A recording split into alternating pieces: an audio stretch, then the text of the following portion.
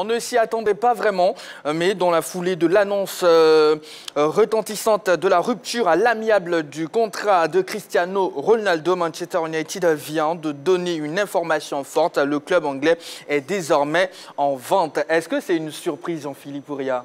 Une demi-surprise. Une demi-surprise dans la mesure où, depuis de nombreuses années, des supporters ont émis la volonté que Manchester sorte du pavillon américain, surtout de la famille Glazer, pour, je dirais, s'européaniser ou, pour ne pas dire, redevenir le fleuron des clubs sportifs britanniques.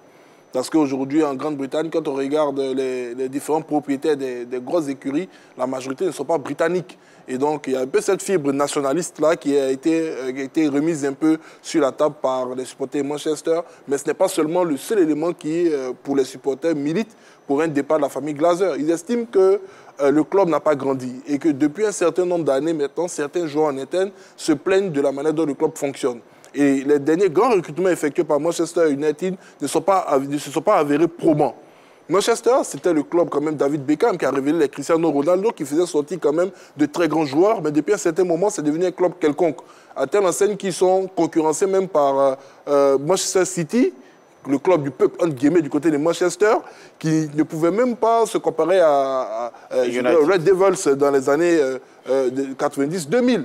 Donc, il y a tout ce prestige qui est en train je dirais, de disparaître. Ouais. Il y a cette hégémonie qui était déjà rompue.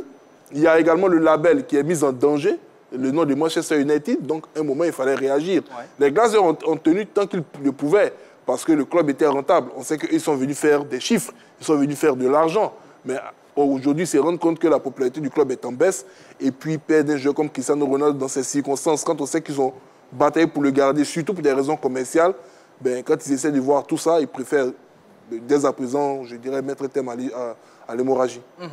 Restez avec nous dans quelques instants, hein, le communiqué officiel du club. Mais derrière, Ballot, est-ce que vous confirmez que c'est une coïncidence, sortie de Cristiano Ronaldo, rupture à l'amiable de Cristiano Ronaldo, et derrière, le club est mis en vente? Non, je ne pense pas que ce soit une coïncidence, pas du tout. Je pense que déjà, depuis octobre 2022, la famille Glazer avait émis le souhait de vendre ne serait-ce qu'une part de Manchester United. Et à l'époque, c'était Jim Ratcliffe, le milliardaire britannique, qui était tout simplement aux aguets pour acheter, justement, pour acheter une petite part dans un premier temps de Manchester United. Il faut dire que la transaction n'a pas pu se faire, donc je ne pense pas que ce soit une coïncidence. Lorsqu'on fait le bilan de la famille Glazer depuis 2005, c'est pratiquement 5 entraîneurs en 9 ans. Pas de résultat. Le dernier titre de championnat, c'est en 2013, lors de la dernière année de Sir Alex Ferguson. Après le départ de Sir Alex Ferguson, David Moyes, plein d'entraîneurs de Manchester n'ont pas pu s'en sortir. On a eu aussi une Ligue Europa avec José Mourinho. Donc, à part cela, il n'y a pas grand-chose, alors que Manchester United est l'un des clubs les plus titrés d'Angleterre en ce qui concerne le championnat avec Liverpool. Donc, il y a un rang, il y a un standing à tenir. Et jusque-là, le bilan de la famille Glazer est négatif, il faut le dire. Jetons un coup d'œil sur le communiqué de Manchester United. Manchester United peut vous confirmer aujourd'hui que le conseil d'administration du club commence à se pencher sur différentes alternatives stratégiques pour que l'équipe retrouve le succès.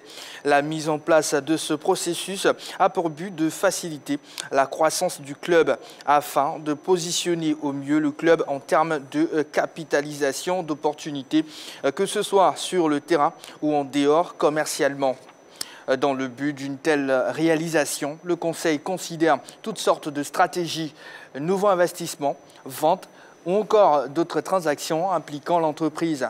Cette optique inclut une évaluation au cours de plusieurs initiatives pour renforcer le club concernant notamment un redéveloppement des infrastructures et du stade ainsi qu'une expansion des opérations commerciales du club au niveau global. Toutes ces opérations s'inscriront évidemment dans une volonté d'augmentation du niveau de toutes nos équipes masculines, féminines et de jeunes afin de permettre des bénéfices pour les fans et les actionnaires. Alors, les arguments sur la mise en vente d'Ago Charles, est-ce que ces arguments tiennent vraiment? Moi, je pense que quand on a fini d'écouter Ouria et Ballot, on ne peut que faire un résumé. Le bilan est négatif. Il faut passer à autre chose. Il faut passer à autre chose parce que la réalité, c'est que Manchester United, c'est l'un des plus grands clubs au monde. Aujourd'hui, depuis plus de 10 ans, Manchester United ne fait plus rêver. Voilà, il y a des joueurs aujourd'hui qui valent même pas, c'est-à-dire qui ne méritent même pas de jouer à Manchester quand on le retrouve à Manchester.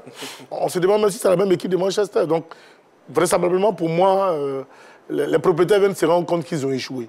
Et qu'il serait mieux pour eux de partir dans ces conditions et de profiter même de cette brouille qu'il y a du côté qu'ils ont avec Cristiano Ronaldo en même temps. Et puis bon, voilà, de libérer le club, le vendre aux Britanniques, afin que le club puisse retrouver ses lettres de noblesse. Maintenant, quel type de propriétaires vont-ils trouver? Aujourd'hui, y a-t-il encore des Britanniques en Europe qui ont suffisamment de moyens pour pouvoir acheter Manchester United? Ne seront-ils pas amenés à faire comme Newcastle l'a fait, aller du côté de l'Arabie Saoudite, Qatar et autres? Peut-être si c'est le cas, ça serait vraiment difficile pour une équipe comme Manchester, pour moi, hein, de se rabattre sur encore ces mêmes Arabes. Sinon, ça va pratiquement, pour moi, éclabousser le club de Manchester parce que ça va faire perdre toute l'identité réelle de Manchester United. Sans Séverin, ça sera un recommencement, repartir à zéro, vous pensez, ou pas? Repartir à zéro, je pense que ça a déjà commencé peut-être au niveau sportif avec l'arrivée des Ten Hag et quelques jeunes joueurs. Aujourd'hui, je pense que le vrai problème de Manchester, il y a deux types. D'abord, les résultats sportifs ne vont pas. Ensuite, les chiffres. Manchester United a toujours été le club le plus riche du monde. Ces dernières années, ce n'est plus le cas. Des clubs comme le Real, le Barça et Arsenal sont passés devant. En plus de ça, au plan sportif, il y a l'hégémonie de Manchester City, l'ennemi juré. Et il y a Liverpool qui est en train de revenir dans leur talon concernant les titres au niveau local. L'un mis dans l'autre, ça fâche les supporters. Depuis plus d'une dizaine d'années, près d'une dizaine d'années, Manchester United ne gagne plus. Et justement, sur cette décennie-là, la meilleure recrue, c'est Bruno Fernandes, même pas Cristiano Ronaldo. Donc aujourd'hui, il faut recomposer l'équipe et en même temps changer les mentalités au club. Ça a toujours été un club de gagneurs, il n'y a pas de raison que ça ne le redevienne pas. D'accord. Allez, aujourd'hui, dans votre émission La Grande Team, on vous proposera bien sûr Facebook au Qatar. Et bien sûr, nous allons récupérer vos commentaires sur le réseau social Facebook, saupoudré d'humour, que nous allons vous proposer. Donc, si vous ne voulez pas manquer le tout premier numéro, naturellement, restez avec nous. Et nous allons ouvrir le téléphone sur un sujet. Les sélections africaines doivent-elles continuer d'appeler les binationaux qui espéraient disputer le mondial avec une autre nation? Eh bien, c'est notre question LGT. On ouvrira le téléphone. Restez avec nous. Jean-Philippe Pouria. Oui, moi je voulais rebondir un peu sur les propos de Charles, quand il parlait des Britanniques, de passer sous pavillon britannique. Dernièrement, on a eu la vente de Chelsea, avec le départ de Roman Abramovich, mais les Britanniques ne sont pas bousculés au portillon. Et Chelsea est passé sous pavillon américain. Et comme il le disait, c'est vrai qu'il y a des milliardaires britanniques, mais est-ce qu'aujourd'hui, pour eux, ce serait, je dirais, essayer de ramener dans les joueurs de la couronne ce club phare, ce club historique à Manchester United? C'est ce que les supporters veulent. C'est ce que les supporters veulent depuis de nombreuses années. Peut-être Radcliffe, voilà. Le seul. Voilà, peut-être Radcliffe, mais est-ce que Radcliffe aura la volonté d'y aller? Parce que il est au cyclisme, il est déjà à Nice, à Lausanne. Il est même en Côte d'Ivoire aussi.